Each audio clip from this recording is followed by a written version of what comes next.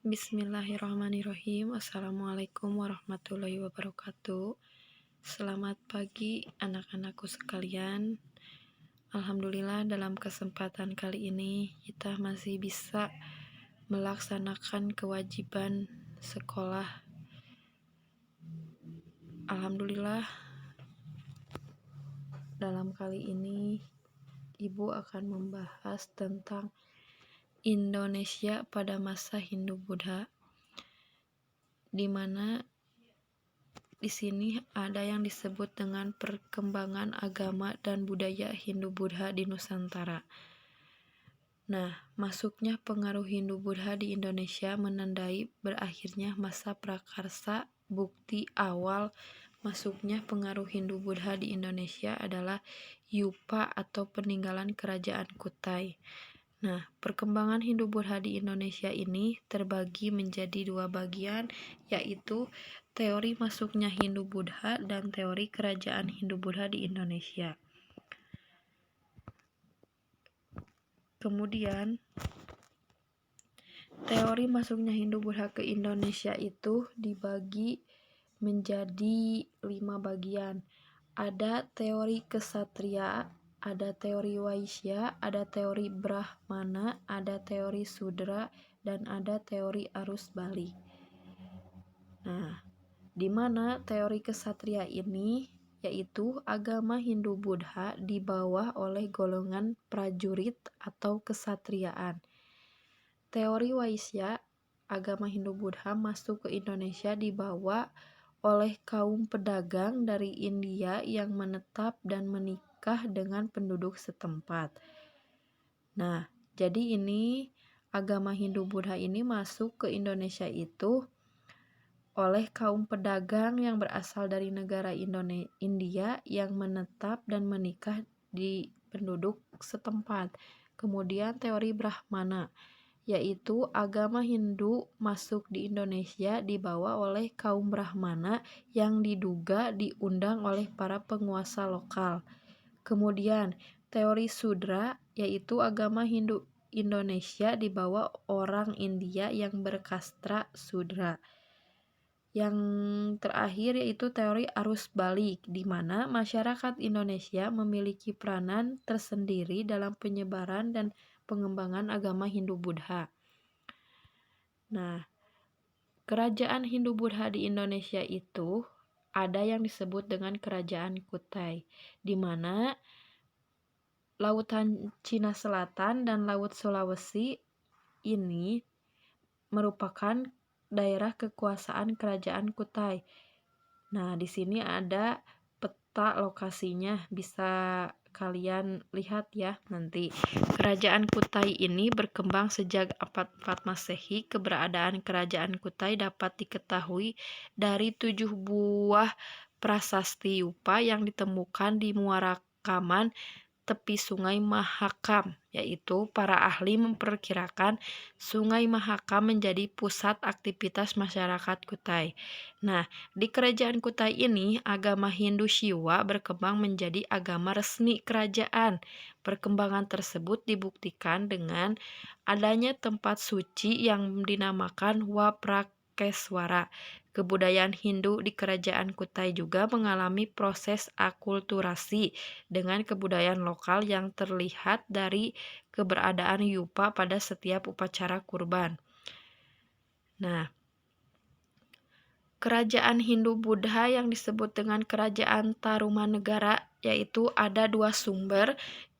Yang pertama tujuan buah prasasti, yang kedua berita Cina. Nah, maksudnya di sini ada daerah Sumatera dan Laut Jawa berada di lingkungan Asia, yaitu peta wilayah kekuasaan Kerajaan Tarumanegara. Nah, ini disebut Samudra Hindia. Kemudian prasasti Ciaruten, berdasarkan prasasti Ciaruten, Raja Purnawarman membawa Tarumanegara ke puncak kejayaan. Nah, selanjutnya Kerajaan Hindu Buddha Indonesia ini ada yang disebut dengan Kerajaan Sriwijaya, di mana peta wilayah kekuasaan Kerajaan Sriwijaya ini yaitu menyatakan letak Kerajaan Sriwijaya berada di tepi Sungai Musi atau sekitar Bukit Siguntang dan Kota Palembang, Sumatera Selatan. Dari daerah ini Kerajaan Sriwijaya berkembang menjadi kerajaan maritim terbesar di Asia Tenggara. Pada masa kejayaannya, Sriwijaya berkembang sebagai kerajaan maritim yang memiliki pengaruh luas. Kerajaan Sriwijaya juga menjadi pusat perkembangan agama dan kebudayaan Buddha di Asia Tenggara. Kondisi saat ini tidak terlepas dari letak Sriwijaya yang strategis di jalur perdagangan internasional. Kemudian ada yang disebut dengan Kerajaan Mataram kuno.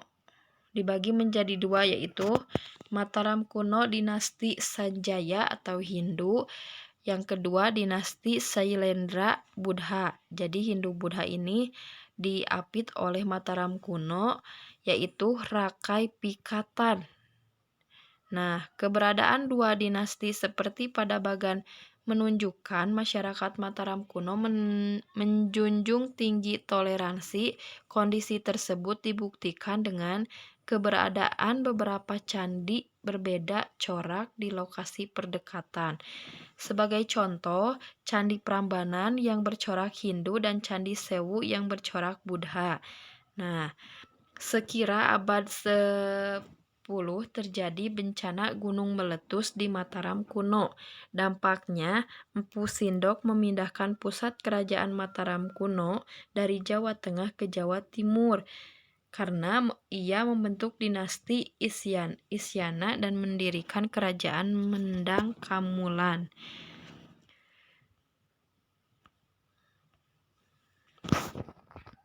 Selanjutnya,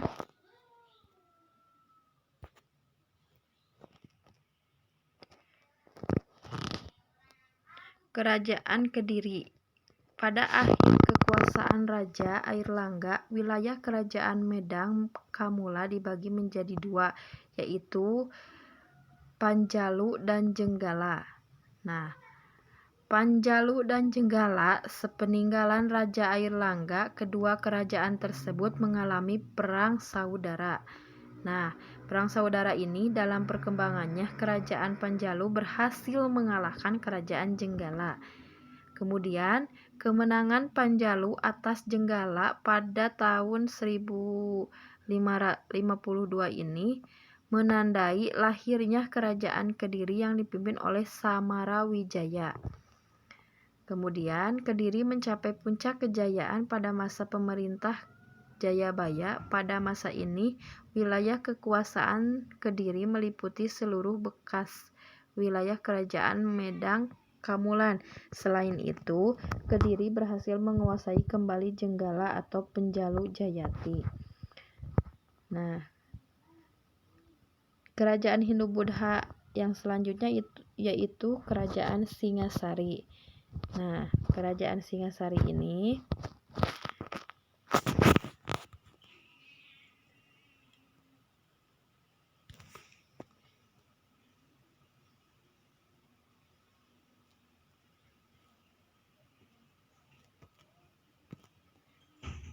ada Kerajaan Majapahit, yaitu peta wilayah kekuasaan Majapahit terdiri di Samudra Hindia.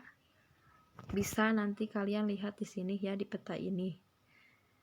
Nah, ini masih bagian Asia. Nah, peta di atas merupakan wilayah Kerajaan Majapahit pada masa pemerintahan Hayam Wuruk.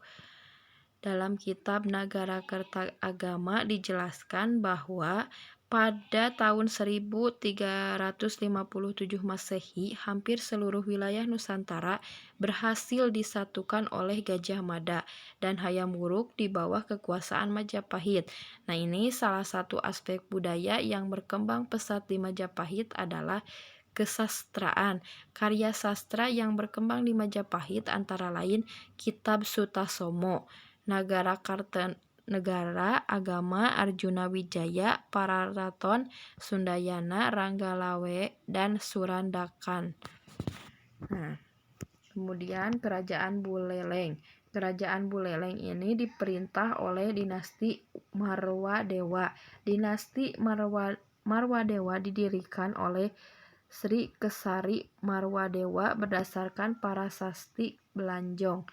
Sri Kesari Marwadewa merupakan keturunan bangsawan Sriwijaya yang gagal menaklukkan kerajaan Tarumanegara di Jawa Barat. Nah, masyarakat Buleleng sudah mengembangkan berbagai kegiatan kesenian, yaitu kesenian yang mengalami perkembangan pesat pada masa pemerintahan Raja Udayana. Pada masa ini, kesenian dibedakan menjadi dua, yaitu seni keraton dan seni rakyat. Nah, golongan sosial masyarakat Buleleng pada masa dinasti Wardewa sebagai berikut. Nah, pengaruh kebudayaan Hindu-Buddha.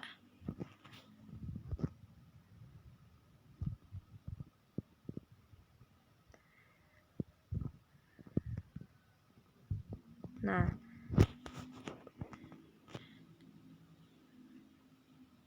ini adalah perkembangan Hindu-Buddha di Indonesia.